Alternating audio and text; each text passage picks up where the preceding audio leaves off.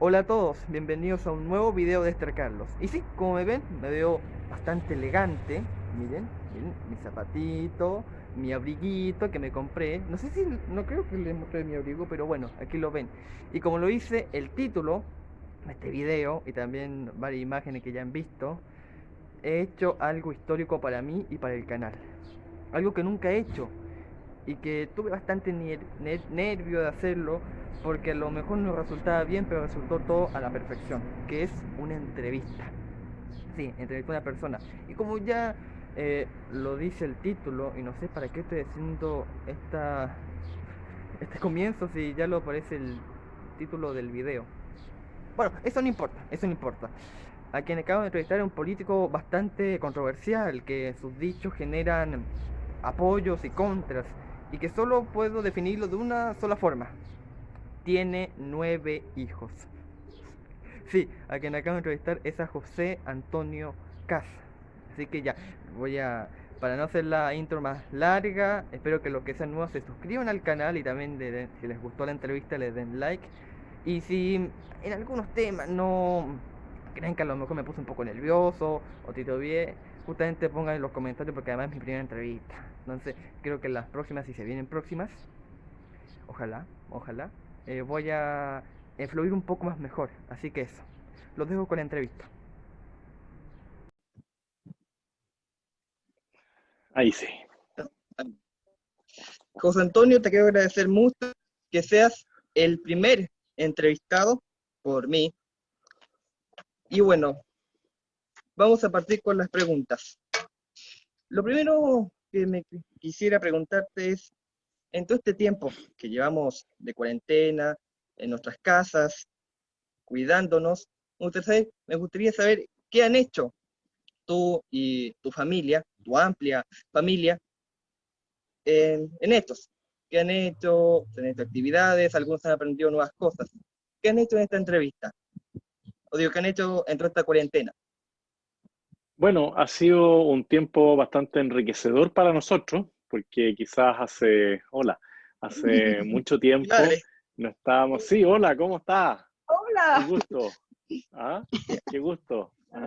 Bueno, Quizás hace mucho tiempo no teníamos tantas instancias para poder compartir, porque dado el trabajo que yo desempeño en política, no estaba mucho tiempo en la casa. Entonces ahora he podido estar en las horas de almuerzo, en algunas horas de comida, he podido colaborar también en las distintas labores de la casa y todos hemos tratado de colaborar el máximo para que la convivencia sea lo mejor posible.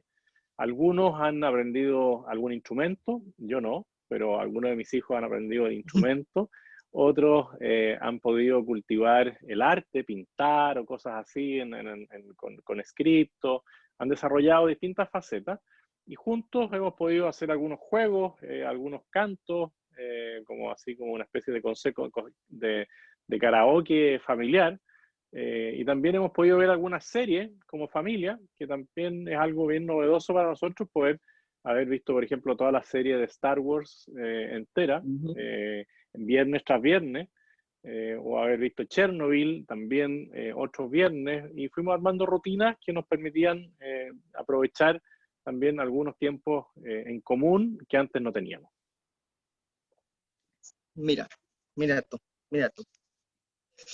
Y bueno, yo en mi casa, en toda esta cuarentena, junto a mi familia, también hemos hecho algunas cosas. Me he dedicado un poco más también a los estudios, también mucho de lectura.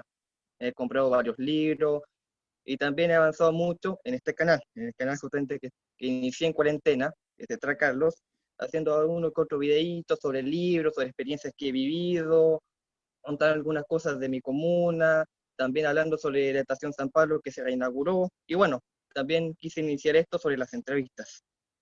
Así que Qué eso me, buena cosa.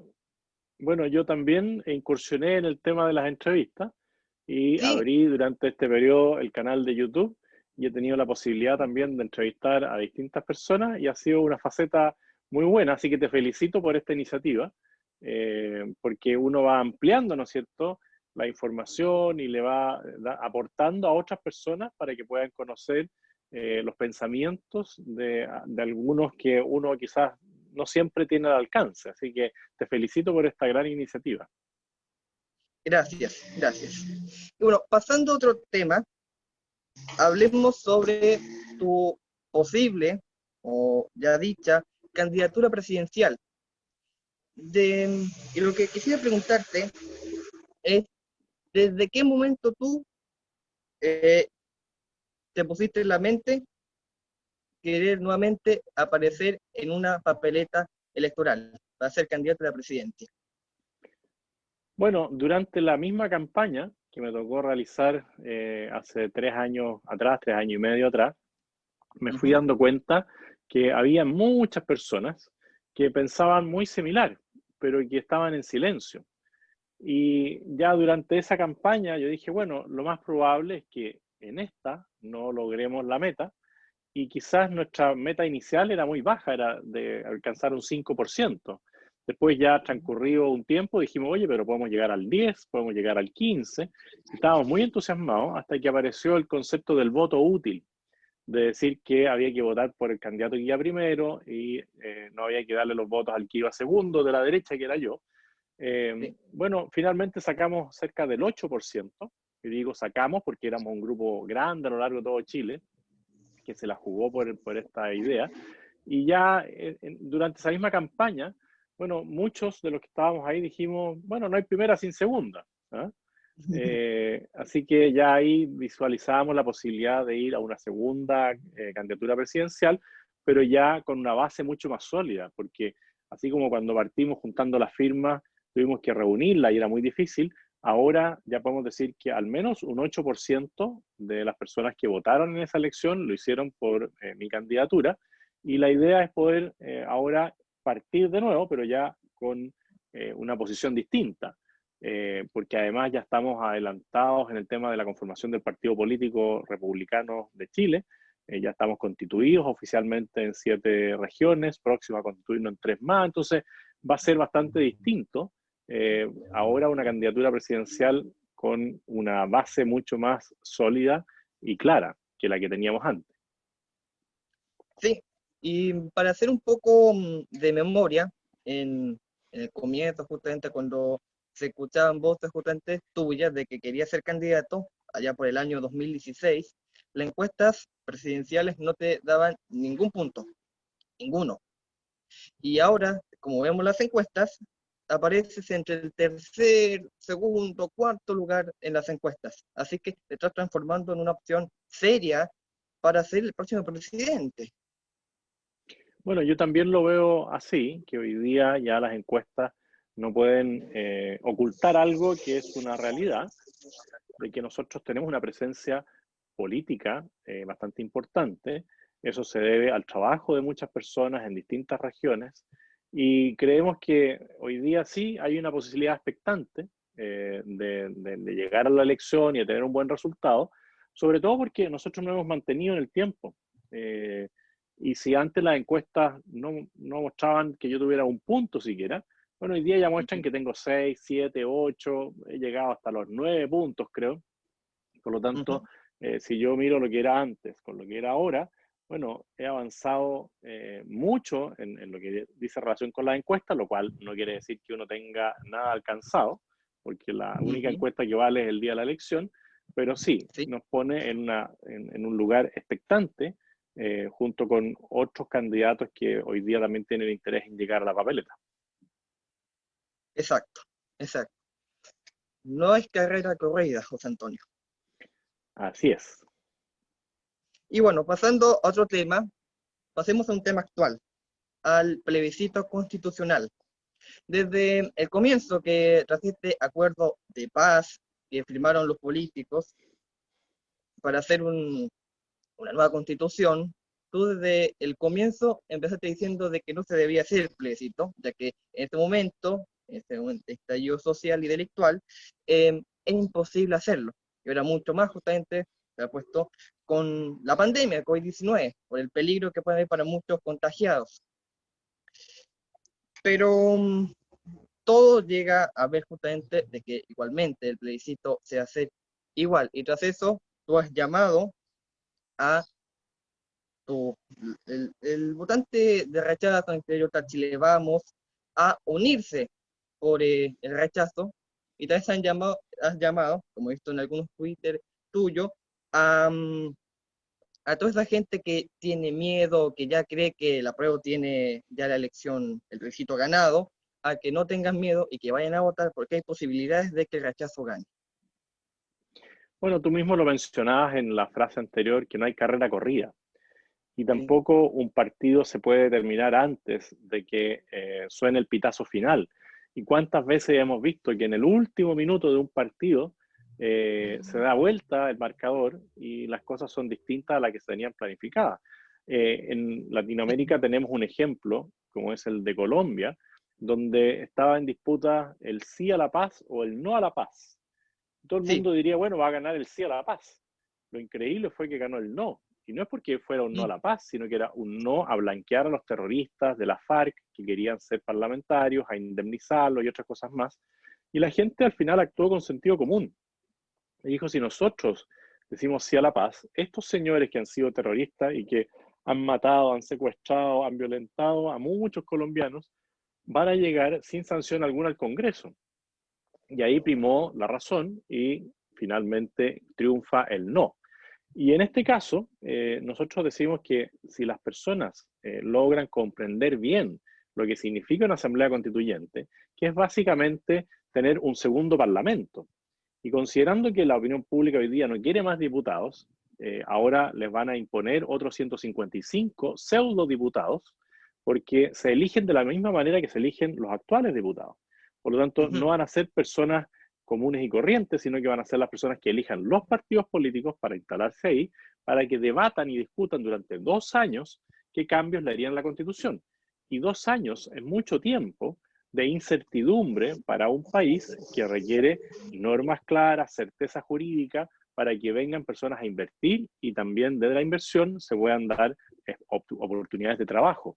Por lo tanto, yo no creo que esto esté cerrado en la discusión y por eso insisto mucho en que las personas tomen conciencia de lo importante que es la votación de si es que se realiza el plebiscito, de no tener miedo a manifestar la opinión, porque si nosotros nos restamos, claramente la opción apruebo va a tener más posibilidades. Así que tomando todas las medidas, si es que se hace el plebiscito, sanitarias correspondientes, del distanciamiento físico, del uso de mascarillas, de bloqueadores de rostro, ¿no es cierto? Guantes si es necesario, todo lo que se requiera para poder asistir y votar, para el rechazo es muy importante. Si nosotros vamos, ganamos. Sí, exactamente. Y además, como se han mostrado unas encuestas que muestran justamente de que el rechazo va subiendo. Una encuesta demostró, no me acuerdo el nombre de la encuestadora, pero que demostró que el rechazo subió de un 34 a un 43%. Es un crecimiento muy importante. Y otra encuesta también demostraba que el rechazo va arriba, va 53 a 47. Sí, obviamente, toda la gente de rechazo va a votar. Entonces, esto obviamente, nada está ganado y hay posibilidades de que gane el rechazo, obviamente, si van todos a votar. Eso es lo más importante, porque como tú dices, hay encuestas que no son las clásicas o las comunes que nosotros conocemos, como la Academ, la Activa o la Criteria, Sí. sino que son dos encuestadoras internacionales que hicieron un levantamiento a través de las redes sociales y determinaron que hay más gente por el rechazo que por el apruebo, pero la gente del rechazo tiene menos intención de ir a votar que la gente del apruebo. Por lo tanto, si todos los que votan rechazo asisten el día 25 de octubre, si es que se hace el plebiscito y votan, lo más probable es que el rechazo podría tener un muy buen resultado y ganar en esta consulta ciudadana. Exacto, exacto. Y bueno, pasando a otro tema, para no hablar ya tanto del plebiscito y todo eso, me gustaría hablar sobre dos temas para mí importantes, pero partiendo por uno de esos dos, que yo creo que no es tan importante para mí, pero importante para millones de personas, es el empleo. Durante el estallido social y sumado la pandemia de COVID-19, se han perdido 1.800.000 empleos. Si uno suma a eso todos los contratos que han sido, digamos, desechados, en total ya suman más de 2 millones. Y si, como tú es una digamos, carta seria, la moneda, pensando en que ganase las elecciones del 2021, te vas a encontrar con un país, digamos, sin trabajo, porque el gobierno está poniendo toda una campaña justamente para lograr aumentar empleos, pero que se ve que si ganase, ponemos el plebiscito la apruebo, va a ser imposible porque la empresa va a tener una incertidumbre muy mayor y entonces no invertir nada en Chile y esos empleos que el gobierno tanto habla, con ese programa van a avanzar, no van a estar. Por lo tanto, ¿cómo es que si llegases a la moneda, qué es lo que harías con el tema del empleo? Bueno, primero es señalar o reiterar lo que tú también señalas, que ningún país que no cumpla ciertos parámetros de seriedad, de Estado de Derecho, va a lograr que más personas inviertan en ese país. Por lo tanto, si no hay inversionistas que quieran venir a Chile, tendría que ser el Estado el que genere actividad para poder contratar a las personas. Pero el Estado en sí no genera más riqueza. El Estado lo que hace es gastar y distribuir y tenemos un estado hoy día muy grande, donde hay muchas personas que están o apitutadas o son parientes de, ¿no es cierto? Entonces, muchos de los impuestos se van a pagar favores políticos. Si nosotros Exacto. queremos recuperar el crecimiento, primero hay que achicar el Estado. Y hay que decirle a los que son operadores políticos y parientes de políticos que deben dejar de sacar sueldo del Estado porque ese sueldo se paga con el impuesto de todos los chilenos. Si nosotros achicamos el Estado, vamos a también poder cobrar menos impuestos para que las personas que quieran emprender, los emprendedores, el que es bueno para el comercio, el que es bueno para alguna actividad económica, bueno, tenga que pagar menos impuestos y se atreva a invertir y a desarrollar lo que él tiene pensado. Entonces, ahí hay un círculo virtuoso de si yo achico el Estado, bajo los impuestos, hay más personas que se van a ver beneficiadas. Después uno tiene que cortar todos los gastos que son políticos dentro de un Estado y esos fondos usarlos para el gasto social. Entonces, no hay mejor fórmula para generar empleo que crecimiento y certeza jurídica para que inversionistas vengan y generen ideas, implementen obras o empresas en Chile, a diferencia de lo que está ocurriendo hoy día, de que hay personas que por la falta de seriedad, que implica un plebiscito que demore 2 años, además en redactar una nueva constitución en una asamblea constituyente, o bien lo que vivieron la violencia extrema después del 18 de octubre, dicen, este país ha perdido seriedad, por lo tanto yo prefiero irme a otro donde haya cierto grado de certeza de que yo voy a poder entrar con mis recursos y salir con mis recursos.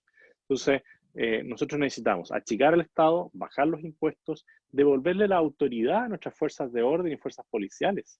Si ningún país puede vivir en el caos o en la anarquía, ningún país puede vivir esclavo del terrorismo, del narcotráfico, de la delincuencia. Y para poder combatir esos tres flagelos, nosotros necesitamos también fuerzas armadas y fuerzas de orden que estén bien equipadas, bien entrenadas y que puedan cumplir con sus obligaciones. Entonces, lo más importante para el empleo es la certeza jurídica, es no generar incertidumbre. Si hay incertidumbre, van a haber menos posibilidades de encontrar trabajo. Exacto, exacto. Y bueno, nombraste el tema de los impuestos y me gustaría justamente entrar en ese tema. Si llegases a la moneda, ¿qué impuestos tú bajarías o eliminarías de raíz? O sea, bajarlos todos. Ajá. Nosotros tenemos que apuntar a que todos los impuestos sean mucho más bajos y también, ojalá, que sean parejos. Porque nada peor que cuando tú tienes muchas tasas distintas para distintos tramos, o una tasa para las personas, otra tasa para las empresas, porque siempre los que tienen más recursos o más posibilidades de asesoría van a buscar el ajuste. Entonces, yo soy partidario del impuesto fijo parejo para todos. En cuanto al ¿Mm? impuesto a la renta, el impuesto popular complementario, deberían dar por el 20% parejo. Y en el caso del IVA, nosotros lo que planteamos es bajarlo al menos 3 puntos, ojalá 4, para llegar a un IVA de un 15%. Y también hay muchos otros impuestos que limitan el crecimiento, como el impuesto de timbre y estampillas, el impuesto a la herencia, las contribuciones, que hay que analizar bien en caso, por ejemplo, las contribuciones. Hay personas que tienen una vivienda por la cual pagan contribuciones, pero esa vivienda ellos ya la pagaron hace mucho tiempo. Entonces, cuando los obligan a pagar contribuciones, es como pagar un arriendo por tu propia casa, con el riesgo de que si no lo pagas, en algún momento puedes acumular una deuda que te lleve a remate tu casa, que te costó tanto esfuerzo adquirir. Entonces, también hay que mirar cuáles son los impuestos que más recaudan y cuáles son los impuestos que peor, o sea, no que peor recaudan, que le hacen más daño a la sociedad. Entonces, la contribución es para un mayor de 60 años, es un perjuicio bastante importante porque generalmente sus pensiones no son tan buenas. Pues para muchos transportistas el impuesto a los combustibles es una situación compleja porque el impuesto a los combustibles en Chile es muy alto. Entonces, hay una serie de impuestos que uno tiene que tratar de bajar, pero tiene que ir, sí, de la mano de achicar el Estado. Porque si yo no achico el Estado y bajo los impuestos de una vez, no voy a alcanzar a cubrir, ¿no es cierto?, los sueldos de los funcionarios públicos. Por lo tanto, dentro de los funcionarios públicos yo tengo que dejar a los que son buenos funcionarios y sacar a los operadores políticos, a los habilitados y a los parientes de los políticos. Bueno, poniendo justamente todo este tema, tú eres uno de los pocos políticos que escuchaban justamente, los más importantes, de que habla sobre la baja de impuestos. Así que eso te lo aplaudo. Muchas gracias. Y pasando a otro tema, que ese me interesa a mí, como también me interesa a muchos jóvenes, es sobre la educación. Y me gustaría preguntarte, como yo también soy viviente de educación pública, y sé que la educación pública es mala, mala. Así que me gustaría preguntarte, si llegase a la moneda, ¿cómo mejorar la educación pública? Bueno, tanto en salud como en educación se requiere mejorar mucho la gestión. Hoy día no es un tema de falta de recursos, sino de cómo se gastan los recursos. Lo primero que tú tienes que hacer es sincerar el ingreso de los profesores. Tú necesitas profesores bien motivados. Y para tener profesores motivados y que puedan realizar bien su trabajo, tienes que darles una buena retribución, un buen ingreso, pero también exigirles una contraprestación, que es la transmisión de conocimientos. Entonces, por un lado, tú tienes que trabajar con los profesores para decirle, mire, nosotros vamos a arreglar su situación, pero también le vamos a exigir que el resultado de traspaso de conocimiento sea medible. Después tienes que trabajar mucho en el orden y en la disciplina. Aquí se ha perdido a lo largo del tiempo lo que es la disciplina y el respeto. Y si tú en una sala de clases no tienes orden, no tienes silencio, es muy difícil que puedas aprender. Por lo tanto, es algo que parece menor, pero termina siendo muy importante. Lo tercero es que haya libertad de proyectos educativos y libertad de los padres de poder ir de un proyecto educativo a otro si es que no se siente conforme por el que tiene. Y los proyectos educativos apuntan también a que existan distintas alternativas. Alguien puede querer un colegio laico, pero otros quieren tener un colegio confesional, otros quieren tener un colegio que incentive las artes, otros que incentive el deporte. Y son las familias las que con información en sus manos tienen que poder definir qué es lo que quieren para sus hijos. Los padres generalmente saben más que los burócratas de lo que es mejor para sus hijos, pero para eso tiene que haber libertad. Y es algo que los gobiernos de la concertación y sobre todo el último gobierno de Michelle Bachelet cortó. Cuando el ministro Izaguirre dijo que le iba a quitar los patines a otros en vez de darle al que no tenían, cometió un profundo error, porque bajó el nivel de la calidad en educación para todos, siendo que él lo que debería haber tratado es igualar a los que estaban más abajo con los que estaban un poquito más arriba. Se hizo al revés y se perjudicó un sistema de colegios particulares subvencionados que había funcionado bastante bien para lo que uno puede observar de la educación pública, porque todo es educación pública, tanto la municipal como la particular subvencionada, pero los sostenedores son distintos. Y curiosamente, en el sostenedor privado, el resultado en términos generales era mejor que en el sostenedor público, que es el municipio, porque de nuevo, el municipio muchas veces es capturado por partidos políticos, por burócratas, ¿no es cierto?, que empiezan a gastar recursos en cosas que no son esenciales para mejorar la calidad de la educación. Es un tema complejo, pero muy importante, ya que la educación es lo que te da libertad. Mientras más capacitado, mientras más formado, mientras más conocimientos tengas, más fácil va a ser que tú puedas encontrar distintos tipos de trabajo y que vayan, en el fondo, satisfaciendo lo que a ti más te llena. Si uno Ujú, pudiera dar mejor calidad de educación, las personas serían mucho más libres para elegir el trabajo en el que se quieren desempeñar. ujú. Así es, así es. Y otra pregunta sobre también el tema educacionario, y también es para algunos un caballito de batalla. ¿Tú serías o crees que sería posible que en Chile hubiera un voucher educativo? A ver, se ha discutido bastante y lo más cerca que estuvimos de algo similar al voucher es la subvención escolar a los particulares subvencionados. Porque hoy día los colegios municipales y los colegios particulares subvencionados en la nueva modalidad reciben un bono por la asistencia del alumno a clases. Entonces, hoy día no se llama voucher, pero apunta a eso, que tú si cumples ciertos requisitos en la calidad de la enseñanza, en la asistencia de los niños a la sala de clase, recibes un aporte del Estado para el estudio de ese niño. El voucher lo que apunta es que yo te entrego a ti el documento para que tú vayas con tus hijos al colegio que tú quieras y dejes ese documento como que fuera dinero en efectivo.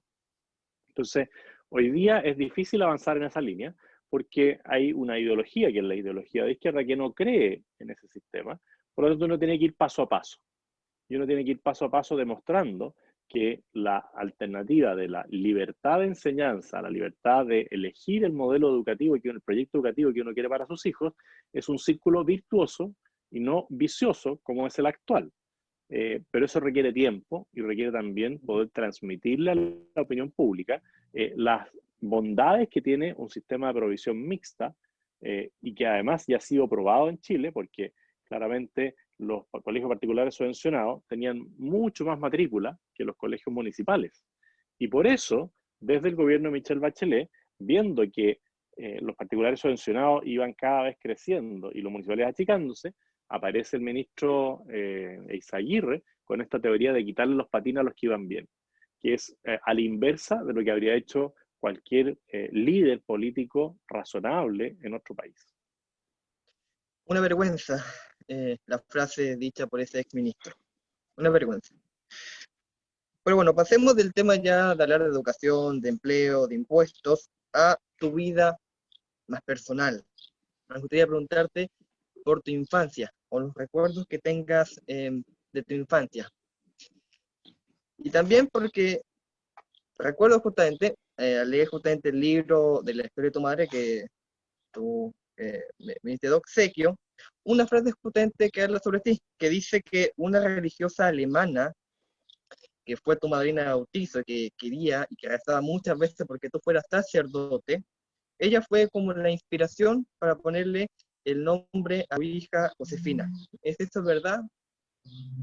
Sí, es cierto, porque mi madrina se llamaba Josefina, pero además todo se fue dando porque nuestra hija mayor también nació el día 19 de marzo, que es en la religión católica la fiesta de San José.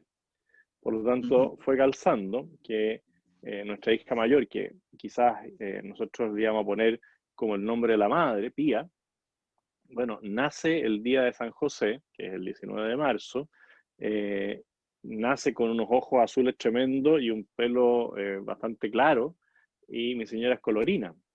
Entonces, mi señora la ve y dice, parece que ella no es la Pía.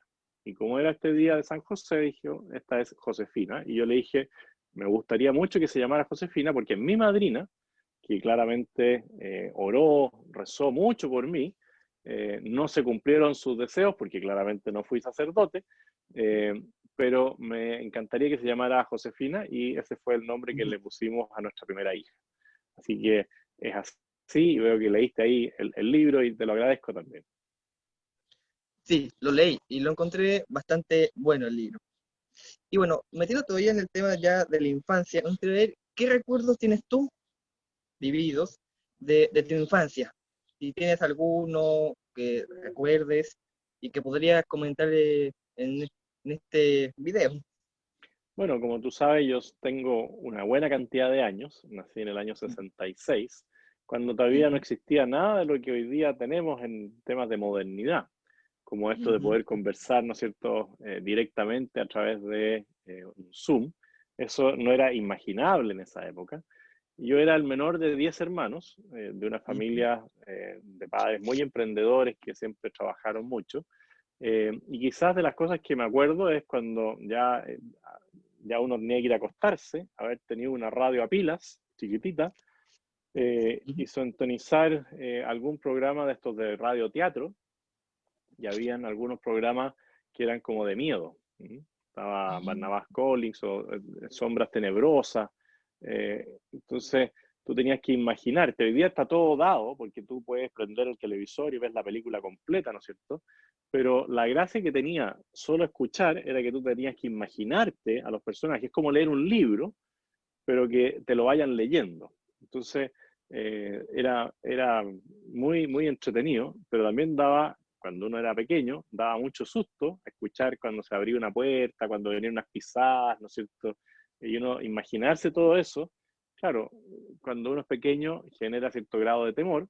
Quizás hoy día los niños no, porque ven todo, ¿no es cierto?, a través de las pantallas, pero en esa época era muy entretenido poder en las noches esconderse debajo de la sábana y empezar a escuchar estos programas como Sombras Tenebrosas y cosas así. Ujú. Y bueno, siguiendo en el tema personal, me gustaría saber si tienes algún recuerdo o visto una experiencia con alguno de tus hermanos que fallecieron, porque justamente como eh, supe también por el libro y también por dichos que tú mismo dijiste en otras entrevistas, eh, tú tuviste una hermana Mónica que falleció con 1 año de edad, Bárbara también falleció a los 18, y Miguel, que es el más conocido, que fue ministro de régimen militar, que murió a los 34. Me gustaría saber si, ¿qué recuerdos tienes de ellos? O que han dicho, lo que dijeron tus padres sobre ellos. Bueno, a Mónica no la conocí porque ella era melliza con un hermano mayor, por lo tanto, Ujú. cuando ella falleció yo todavía no había nacido. Pero de ella lo que sí te puedo decir es que como murió un día de Navidad, el día 24 de diciembre, Sí. habría sido entendible que para mis padres era una fecha dura y que no tenían ningún interés en celebrar nada, porque habían perdido a su hija. Pero mis padres siempre nos regalaron navidades muy alegres, donde había uno que otro regalo, pero había un bonito pino de Pascua, y siempre era un momento familiar muy importante. Y ya de adulto le pregunté a mi madre cómo lo podía haber hecho para superar el dolor de la muerte de una hija justo ese día, y me dice, nunca se supera el dolor, nunca. Entonces le decía, pero ¿cómo lo hacías para estar ahí alegres con nosotros? Porque yo tenía que seguir viviendo por otros hijos. Yo no podía compartirle toda mi pena a otros y privarlos de la celebración de Navidad, que es una celebración para el mundo cristiano muy importante. Entonces, ¿por qué yo, producto de mi dolor, les iba a privar a ustedes de la alegría del nacimiento de Jesús? Entonces, una vez que terminaba la fiesta, bueno, yo en mi pieza eh, lloraba y desahogaba todo el dolor que tenía en esa Nochebuena. Y bueno, después mi otra hermana, que murió cuando ella tenía 18 años en un accidente de tránsito causado por una persona, un conductor ebrio, yo tenía recién 2 años, casi 3. Entonces, no la conocí mucho y tengo quizás por ahí algún vago recuerdo de haberla acompañado a alguna actividad. Ella tenía en la familia había en esa época un Fiat 600, que son estos Fiat chiquititos, ¿no es cierto?, que parecen como un huevito. Eh, y tengo algún recuerdo de haber andado alguna vez en ese auto. Y con el que sí tuve una buena relación y mucho más afiatada fue con mi hermano mayor, Miguel, con el cual lo que sí casi nunca compartí un mismo techo, porque cuando como mis padres vivían fuera de Santiago, yo recién llegué a la educación preescolar en kinder, con 5 años. Cuando yo llegué a estudiar con 5 años a Santiago, a una casa donde alojaban todos mis hermanos, él ya se había casado. Por lo tanto, yo no viví en la misma casa con él, como con mis otros hermanos. Y después ya de mayor, él muere cuando yo tenía 17, ya a partir de los 15 años me tocó interactuar mucho con él porque lo acompañaba cuando iba camino al sur y pasaba allí por Paine, a ver a mi papá, y yo a veces me colaba en el viaje en el que él iba al sur un fin de semana. Entonces ya ahí empezamos a interactuar bastante más y después me tocó también poder acompañarlo durante el periodo de su enfermedad, donde entre varios hermanos íbamos asumiendo algunos turnos para acompañarlo y tratar de colaborar con su familia. De él tengo muy buenos recuerdos, como una persona muy alegre, una persona muy comprometida con lo que él pensaba y con sus ideas. Así que de él sí tengo muy buenos recuerdos, pero también es muy doloroso a los 17 años ver cómo se va apagando la vida de tu hermano mayor. Así es, así es. Bueno, yo no tengo la oportunidad de hablar sobre hermanos porque soy hijo único. Bueno, mi mamá se embarazó varias veces, pero por cosas de la vida, ella tuvo 7 embarazos y los 6 que tuvo primero murieron por abortos espontáneos. Yo fui el último y además prematuro, nací prematuro de 6 meses de gestación. Entonces no Mira, puedo hablar justamente de hermanos, pero puedo decir que en un momento ella siempre me dice de que ellos me están cuidando en el cielo. eso yo lo comparto plenamente con tu madre, que debes tener muchos ángeles que guardan por tu vida y por tu integridad. Así que en eso tu madre tiene toda la razón. Y también agradecerle a ella por tu vida, porque después de tantos abortos espontáneos que sufrió, bueno, que haya nacido tú debe ser la alegría de la vida para ella. Así que qué bueno también saber que para ella tú eres una persona muy importante. Ujú, así es. Y bueno, pasando ya del tema de tu infancia y tu recuerdo con tus hermanos, pasemos al tema amoroso. Me gustaría saber cómo se conocieron con tu esposa Pía.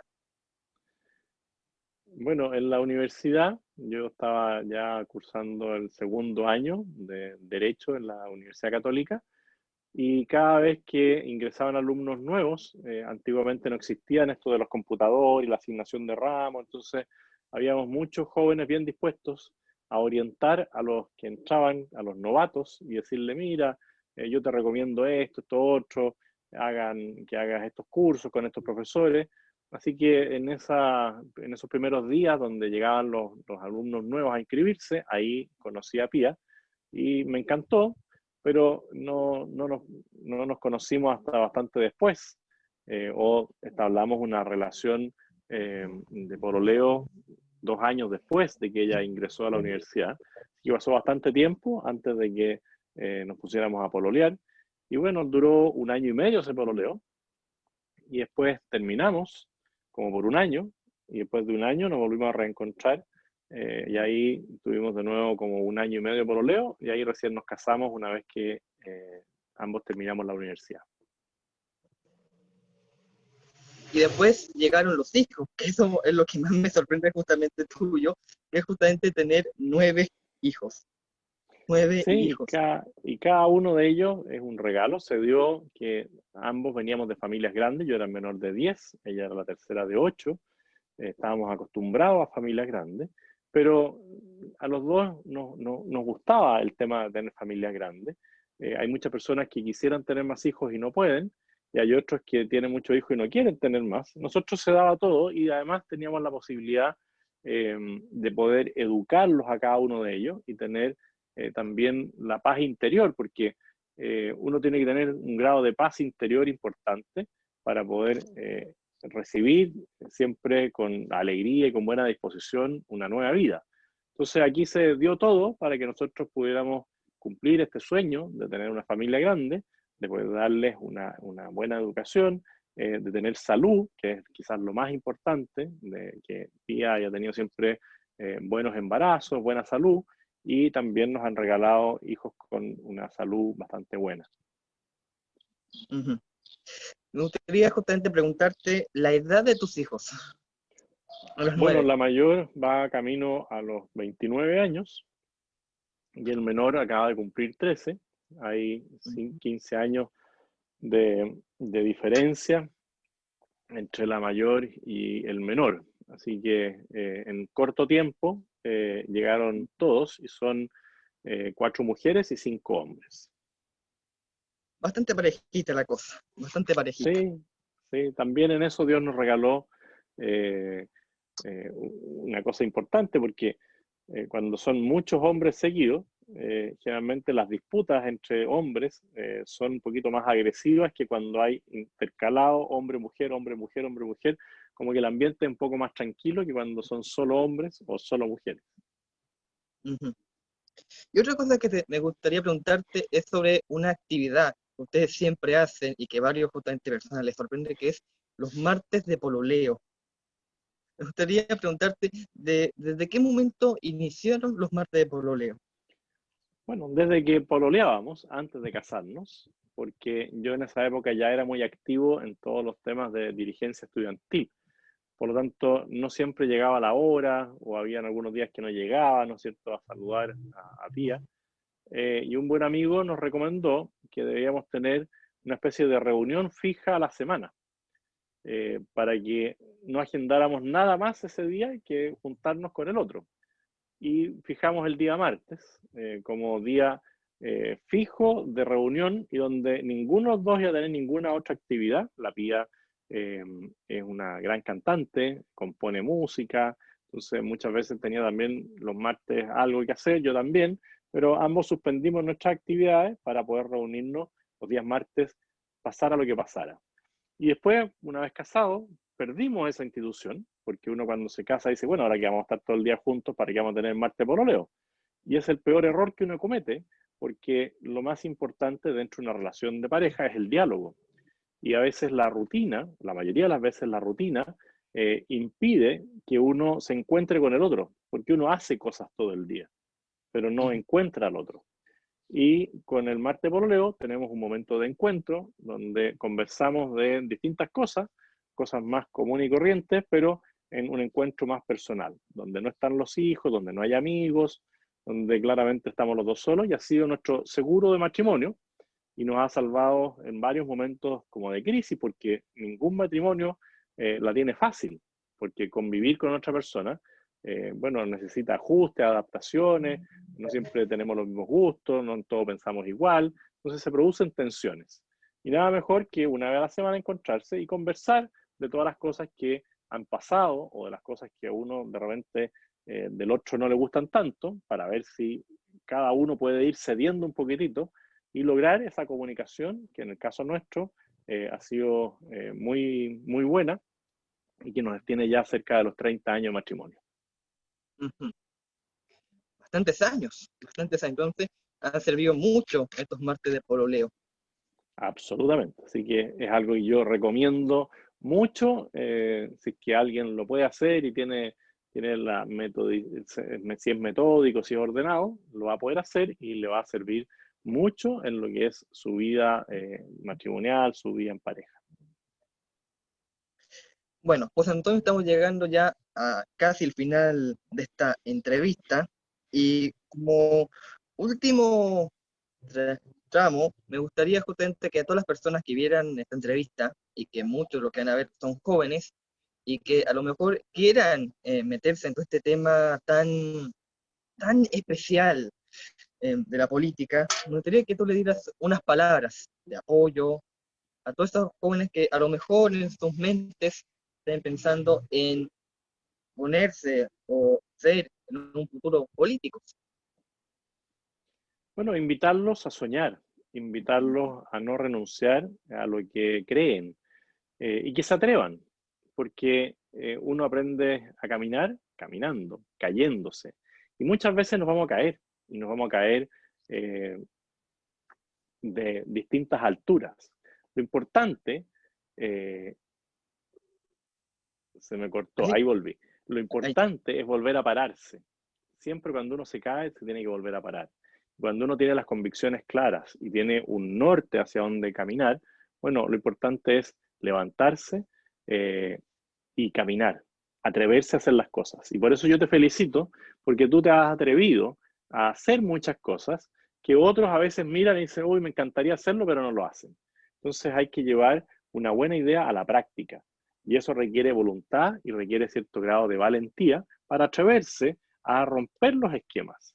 Estar frente a una cámara no es fácil y tú ya has desarrollado, ¿no es cierto?, toda esa capacidad de comunicación que quizás a otros les gustaría tener, Y cuando te vean a ti haciendo entrevista, cuando me vean a mí haciendo la entrevista, van a decir, bueno, si ellos dos pudieron, ¿por qué yo no?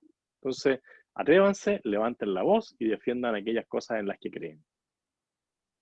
Bueno, y para contar una breve experiencia mía, ya el 10 de septiembre se van a cumplir ya un año desde que me atreví a subir un video en mis redes sociales hablando sobre el tema que en ese momento se habla, el 11 de septiembre. Video en el cual tuvo bastantes vistas, bastante apoyo, como ven, bastantes críticas, pero que en ese momento me atreví a subirlo. Y bueno, desde ese momento he seguido hasta acá, me he llevado insultos, ataques de mi propio sector, también obviamente el sector del frente, pero que no me cansan ni me quitan las ganas ni la fuerza de seguir con las ideas que yo creo. Bueno, ese es un gran testimonio y ojalá que otros jóvenes sigan ese mismo ejemplo y se atrevan a dar ese primer paso, que siempre es el que más cuesta. Exacto, exacto.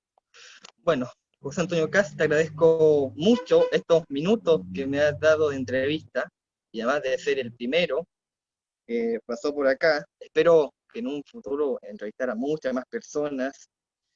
Así que te agradezco mucho que hayas sido el primero.